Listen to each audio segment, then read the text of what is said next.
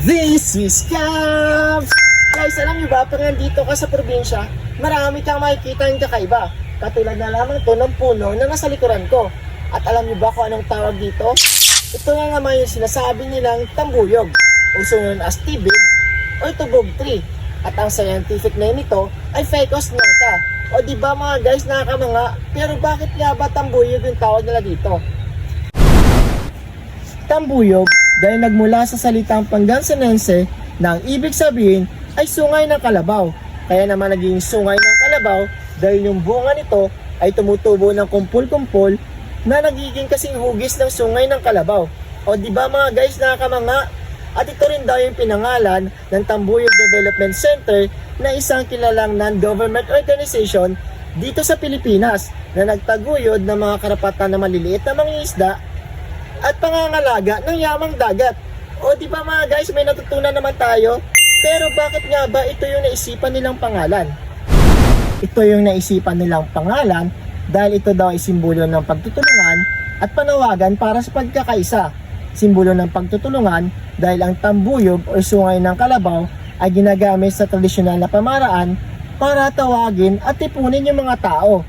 Panawagan naman para sa pagkakaisa dahil ginagamit ito ng mga grupo ng manaliksik na nagmula sa Universidad ng Pilipinas noong 1984 para palakasin ang panawagan ng pagkakaisa ng mga mangingisda sa Lingayen Gulf.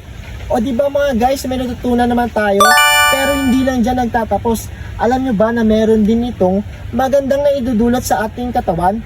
At ano-ano nga ba ito mga guys? Ang magandang naidudulot nito sa ating katawan or sa ating kalusugan, una, kapag kinain natin ito yung prutas, ay maaari tayong magkaroon ng vitamins at minerals. Ano-ano nga ba yung vitamins? Vitamin C, Vitamin A, and various B-complex vitamins. At yung minerals naman ay potassium, calcium, magnesium, at phosphorus. And other key nutrients niya ay dietary fiber, protein, and natural antioxidants. Grabe talaga mga guys, ang dami palang benepisyo ng prutas na to. At hindi lang dyan mga guys nagtatapos dahil yung ugat naman ito ay ginagamit na gamot kapag tayo ay may lagnat, muscle pain, or UTI.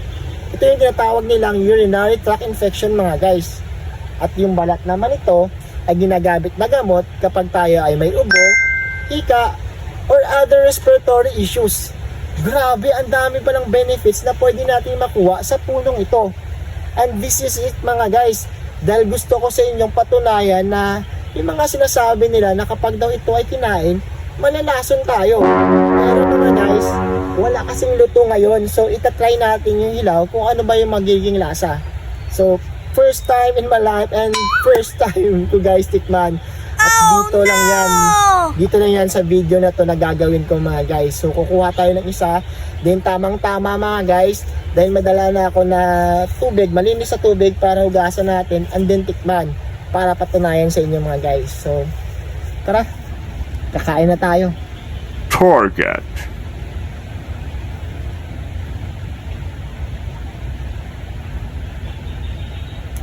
So ayan mga guys, no, nakakuha na tayo. Wala kasing luto, no.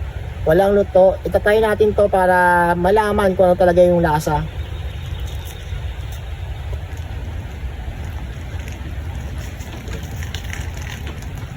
So ito na, nahugasan na natin. Tingnan natin kung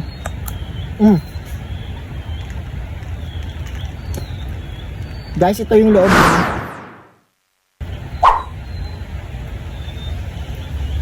Hugasan natin.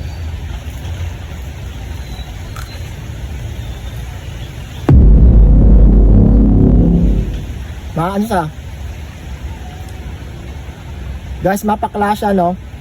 Mapakla yung lasa dahil siguro hilaw pa. Tapos yung amoy niya parang gamot, yung amoy. So that's it. No, hindi naman ako nalaso, no? Hindi naman tayo na paano. Sa una pero parang mapakla. Then after na paglunok mo is wala siyang totally, walang lasa. Kaya siguro yung iba dito ay nilalagyan ng asukal, yung iba naman nilalagyan ng gatas para magkalasa. Pero guys, siguro pag may luto nito, hindi natin alam kung ano yung maging lasa. And this is Marlon Cavs ang nagsasabing hindi lahat ng mga sinasabi ng iba ay kailangan nating paniwalaan. Dahil yung importante, kailangan nating patunayan para malaman kung totoo ba yung sinasabi nila o hindi. Yan lang guys. Ingat! Shining bright like the stars in the night.